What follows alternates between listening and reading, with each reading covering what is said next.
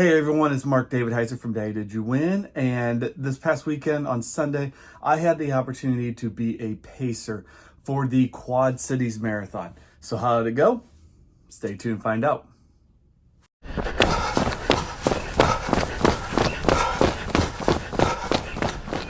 Thanks once again to everybody watching. I appreciate it. I appreciate all the support.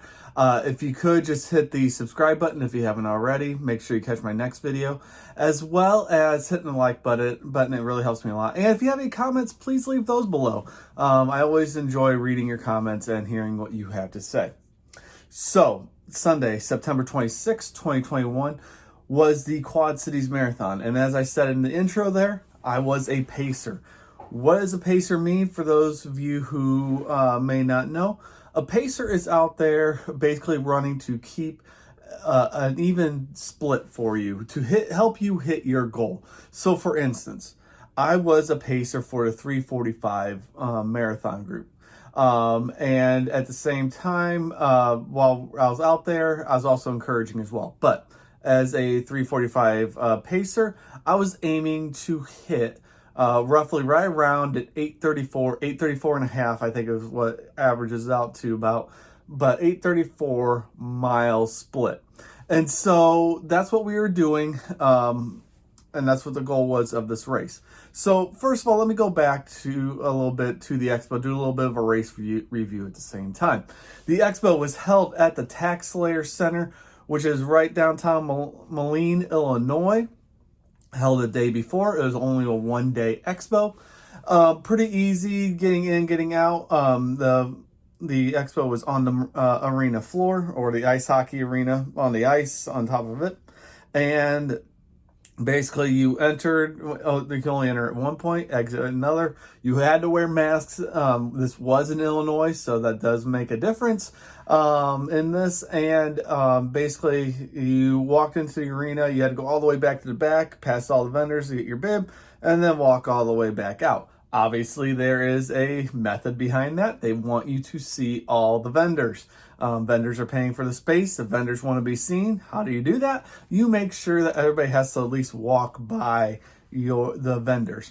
Some runners may think that's annoying. They just want to get their stuff and get out. But they're also, the vendors, once again, are paying for the sponsorship. They're paying to be there. They want to be seen. As a former race director and never one that was involved with expos, I completely understand this, and I do see the need for it. Also, right at the front of the entrance was the Pacer booth, which I worked at for 2 hours at the expo.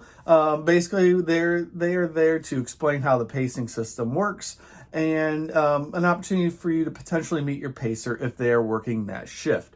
Luckily, I did have the opportunity to meet at least one of the guys who would be running with me, and he did for most of the way, and I'll get into that, what happened later on. But it's a great opportunity also at Expo to see the pacers, hopefully get to meet the one that you'd be running with the next day. Moving on to race morning, 7 a.m. Start. So I had to be out there as a pacer. I had to be at the pacer tent, which is right by a starting line, at 6:30. We had a picture, I believe, at that time at 6:30, a group picture. And then at 6:45, we were lining up, spacing all the pacers out. That way, we were spreading out the field. People knew where to line up from. And even if you're not using a pacer, you know what your goal time is. If it's somewhere in between one of the pacers, you know, hey, I should be in the middle of these people. I should not be this far forward or anything like that. So it does help at the start as well. Oh, and one other thing. We were wearing pacing singlets. These were given to us by the Quad Cities Marathon. Nice white. I appreciate the white, especially on a warmer day, sunnier day. Pacer on the back, couple sponsors there. Fleet Feet was a big one, obviously. And then Quad City Safety Incorporated. I'm not from that area, so I don't know exactly what to do, but obviously focus on safety. So we were easy to find. There were actually very little white out there besides the Pacers that I saw, so we were very easy to find. And also the signs we were holding, they're pretty noticeable as well. So the race got off right on time, 7 o'clock, and we got into a rhythm real quickly. I do believe my first mile was a little slow. So as I go back and look over my splits, that first mile, 8:41, there's a reason why this is a little slow. We were going over a bridge, and it was a fairly steep bridge. And so I told those around, we're maybe slow on this first mile. We're not going to kill ourselves getting up this bridge. And, that's basically what happened. We ended up 7 seconds off. Second mile, guess what? The mile mark was about halfway over this bridge. So guess what? We're going downhill for a good portion of the second mile. We get it all back and then some. We went a little fast on this mile, 8:19, second mile. So obviously you see a big difference between the two. But then the third mile humbles us again because there's another uphill. And we go 8:35, which I think was all right. Obviously that's all right. We were right on pace. Nothing wrong with that. And we come back with 8:27.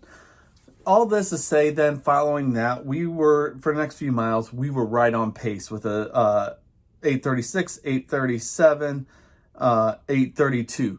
We actually came across at the 10K timing mat, according to the app, at 8:37 pace. So we are actually a little slow, which is actually surprising to me. I thought by this time we were pretty much right on again, but still about 3 seconds a mile slow.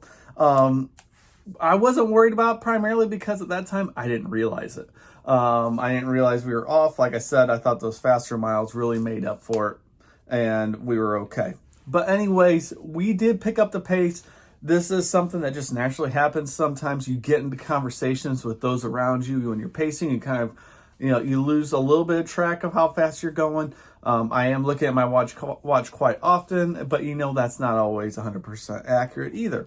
So next few miles after 10K, 8:27, 8:20, 8:31, 8:23, 8:27, and 8:30 for up until mile 13. So that's when we cross the next checkpoint or the next timing mat.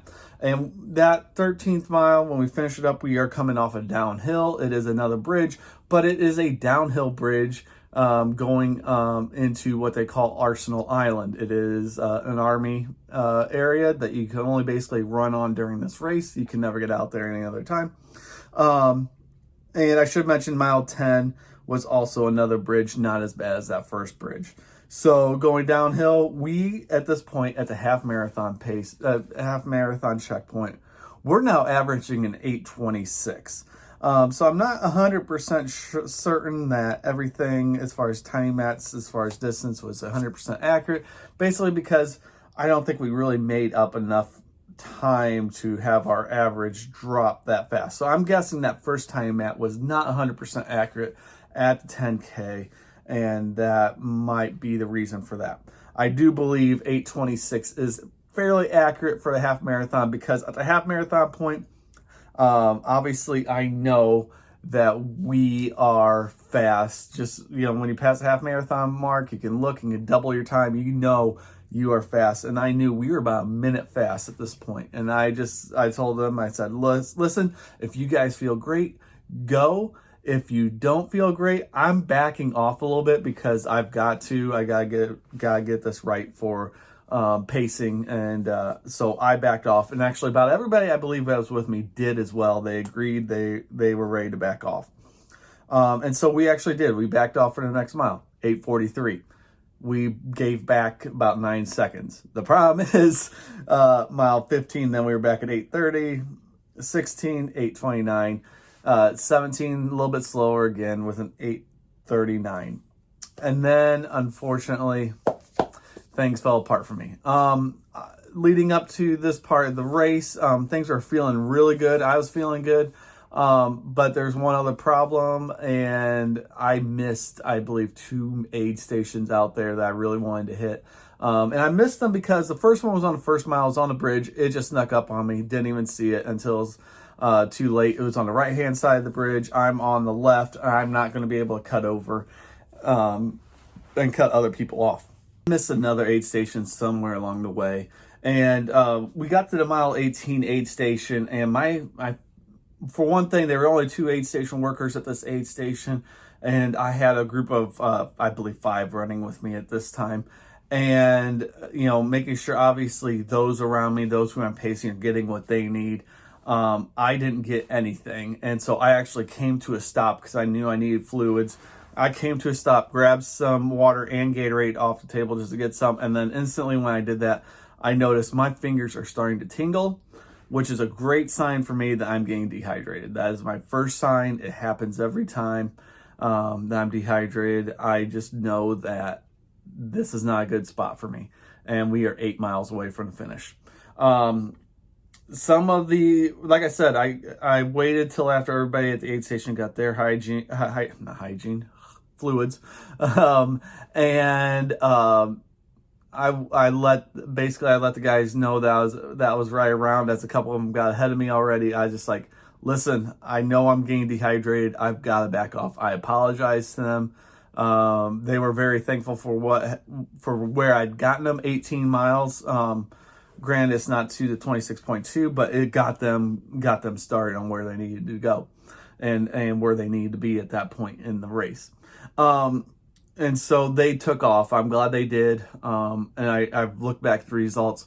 Many of them, of the 5 that I ran with, actually made their goal and crushed their goal of getting under that 8:45 goal time. But unfortunately for me, I was restricted basically to a run and a very slow jog and a walk for the rest of the race. Up until today, this is almost a week later, I had actually not looked at the results. I have not cared about my time. All I know is it was my slowest time that I have ever ran at this race. And so I did finish. I basically held my sign upside down, kind of as a sign that, hey, I'm a pacer, but we are way off. Don't rely on me for where you are in the race. And luckily, I don't think anybody really confused myself for that. And so, unfortunately, like I said, I was not able to get them to the finish line. But like I said, many of them that were running with me did hit their goal, and I'm proud of them for doing that. I just wish I was there to help them out the rest of the way. But you know what? Those sort of things happen. And that's the thing. When you're running with a pacer, they're just as susceptible to the elements, to the dehydration thing, as everybody else. It wasn't overly hot. It was probably in the mid upper 60s by this time, so not too hot.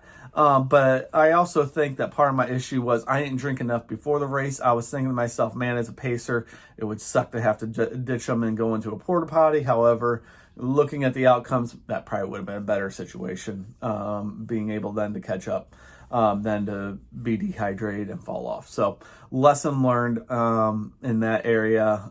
It just sucks that it happened on race day, because leading up training runs, I'd been running, trying to average out that 8:34 pace on training runs, 20 milers or more. And I felt like when I was doing my 20-mile training runs, I have this. My training runs went very well, to the point where even on those training runs, I felt like I could have gone a few more miles and I would have been perfectly fine. So I felt ready for this. It just sucks that this happened on race day. So, like I said, lesson learned on the hydration thing. Hopefully next time it won't happen again. I do hope to pace again. I am in contact with other pacing groups to see what possibilities are in the future. Don't know if there will be any more this year, but I'm really hoping for more opportunities to come in 2022. So be on the lookout for that. Also, just in case you're wondering, here is the finisher's medal. This is the bridge that we ran across on the first mile. It's also on the race shirt, as you can see. This is the last year of this bridge. They are tearing this down. There are already bridges already built there that are replacing this. They just allowed these bridges to stand until after the race so that we can run over it one more time. So pretty cool memento. Nice way to recognize the last year of the bridges by putting them on the medal. They also gave us this poster, which obviously features the bridges as well. Names are on that poster. If you're registered by a certain time, your name is on there, as well as the towns, the quad cities that we run through. You can't really see it all that well, I don't think, but nice little memento as well. So that is my pacing experience. Like I said, it didn't go as well as I'd hoped, but it's a fantastic race. I highly recommend it, especially if you're one of those 50 state people. I do not know how you count that, because the race does go from Illinois into Iowa. So I don't know if that's an Illinois marathon. I don't know if it's an Iowa marathon. It does start and finish in Iowa or in Illinois, if that makes a difference. So great event. The race director puts on a great race. I can't say enough about them. And the pacing team, besides myself, did a fantastic job from what I've heard. I've seen the results, and most of them were within 30 seconds of their goal time. 30 seconds fast, not slow. So I think I was one of 2 people who didn't make their time. So that's kind of sad on my part, but it's how it goes. The pacing guy who's head pacing, Mike, was very forgiving of the situation. He actually was running backwards on the course towards the last 10K, and I apologized to him when I saw him, and he's like, you know what, it's no big deal, just make it to the finish, you're fine. And so I'm very thankful for Mike for being so forgiving of this. So hopefully maybe someday he'll have me back. We'll see. All right. If you've been watching all the way through, thank you very much for watching. There will be a couple of videos coming up in about a week and a half. I'm going to be volunteering at the Chicago Marathon Aid Station, Mile 5. I'm hoping to do a video of that. We will see. But until then, have a great day and have a great run.